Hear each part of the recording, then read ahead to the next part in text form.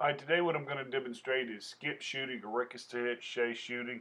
We're going to aim at the ground in front of a target, and then the buckshot's going to pick gravel and dirt up and throw it into the lower extremities of an attacker. What this does, it gives you better spread and less penetration.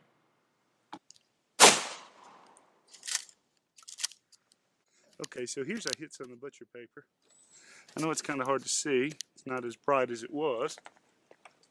But I've got my shot pattern from here all the way to the top of the paper.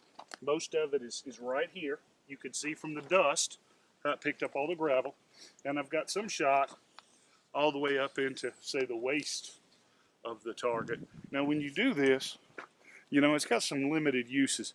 You don't have as much penetration as you would firing directly, but if you remember from our 6 foot, 12 foot, 20 foot shot patterning video, at the range we were shooting, if we would just aimed at the point target, it only would have had a group about that much, okay?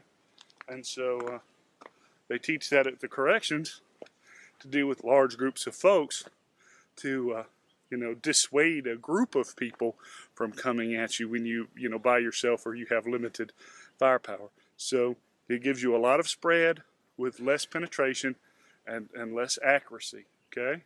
So it's got its pluses, it's got its negatives, but it's pretty good for what it's used for.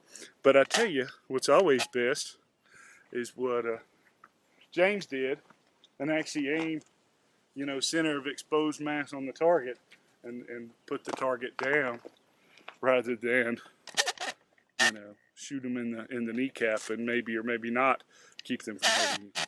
So anyway, till next time, you can always catch online, www.tngun.com.